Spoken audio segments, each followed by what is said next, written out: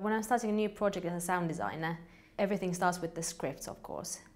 So I analyze the scripts a lot, and I think of different music genres that would go well with the story. So a lot of my ideas come from music and how music is used in TV and cinema often. There's a lot of really interesting things going on in TV series at the moment. But it's always different for every single production. So I do a very basic script analysis. I read the script, I cut it into little chunks, analyze the characters and the time and the place and the space where they are.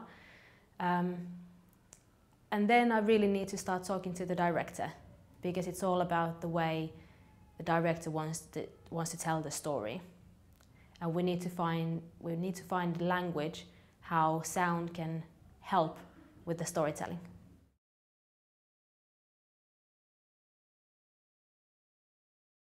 Doing sound design is a very collaborative process. The key person I work with is the director. And we start with conversations. After reading and analysing the script, we'll try to find a common language of storytelling, and then we really need to get to the technical rehearsals, where I can then start working with the other departments as well. I will see the sets fully, and at that point my sort of key creative colleague is the lighting designer. There's a lot of similarities with sound and lighting, and the best sound design is a sound design that fits together with the other departments. So we have several conversations with the director. I often start bringing the sounds already in the rehearsals. So it's really in the technical rehearsals when we'll see how everything fits together and what's the best way to tell the story.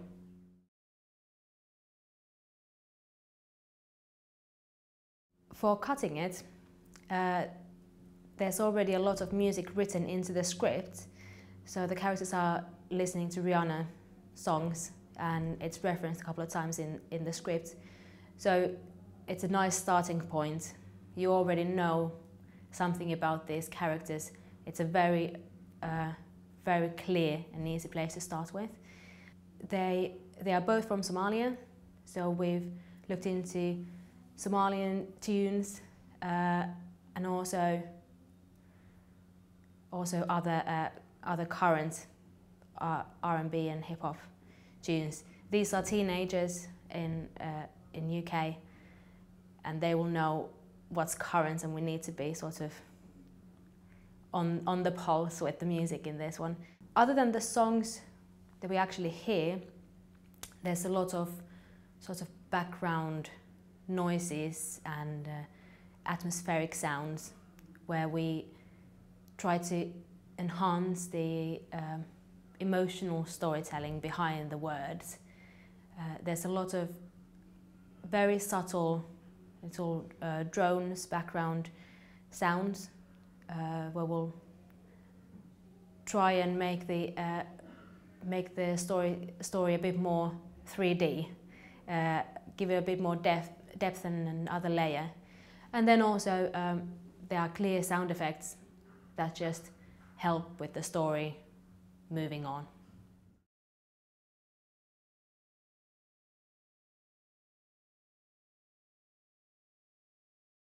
Sound design for Cuttin It follows stylistically the design of the sets and costume, which is quite modern and suggestive. We're not trying to create full illusions. It's not a completely naturalistic design. With sound design as well, I'm not trying to create full locations or full stories. I'm not trying to create a radio play to be behind the characters. There are a lot of shows where you would want to do that, and that's just the stylistic choice of that production. So in this one, we have a quite simplistic design, which is very sort of suggestive and modern, quite minimalistic. So with sound design, we're sort of following the same route, using quite simple elements. So with sound effects, like for example that demolishing of the house in the beginning of the play, it's one simple clean sound effect which gives you enough information to orientate your brain for that moment, but I'm not creating a full war background and filling all the gaps for your brain. It's quite simple in that way, that we are we're giving hints and helping out a little bit, but not trying to create a full illusion. Part of a sound designer's job is to also design the sound system, so the physical equipment and how the sound is going to be played, the playback system and who's going to operate it and how that's all done. When we're touring a show, it's also my job to design the equipment so that it's tourable and it's easy to put up and take down again very quickly. With this tour, because we're going into schools and it's not a theatre, where usually in theatres you will have a nice structure around you and the spaces are designed to be designed to support sound or lighting equipment. We're going to empty spaces where we have to bring absolutely everything with us. So it's been a great challenge to design the system that is so portable and can be set up very quickly. So in Cuttin It, we're using 4 speakers. There are 2 speakers upstage behind the set, which are attached to the set. And then there are 2 speakers downstage in front of the audience, left and right, which are on separate stands. And that should be quick enough to put together.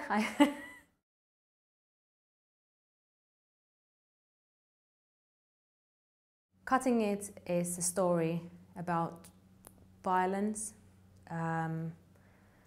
It's these 2 teenage characters. I feel both have quite a heavy burden to carry with them. So the sound design is bringing out those underlying, hopefully, is bringing out those underlying emotions of anxiety, maybe a little bit of depression, and just showing the, hopefully showing the underlying emotion behind the words. The stories are really heavy, and we don't want to make it all doom and gloom and really depressing to watch, but we also have to give the story the gravity that it needs. It's a very, very sad stories, and it's a really important subject, so we need to treat it that way. And I hope with sound design we'll be able to invoke those underlying emotions that the characters are feeling.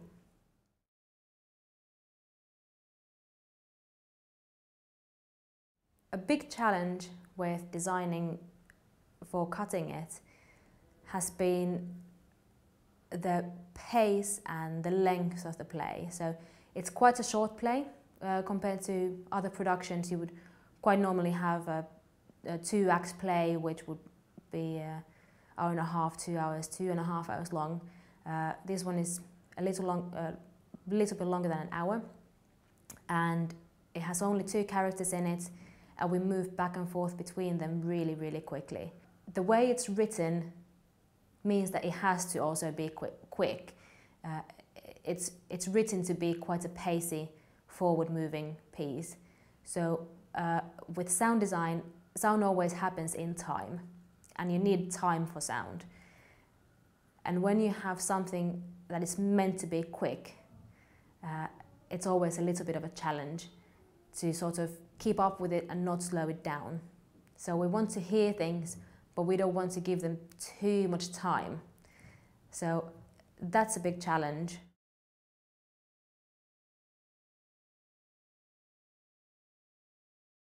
To anyone who's interested in sound design, I would say just start doing it. You can start by downloading a program on your laptop and just start making things. The only way you'll ever learn is making mistakes whilst you're doing it.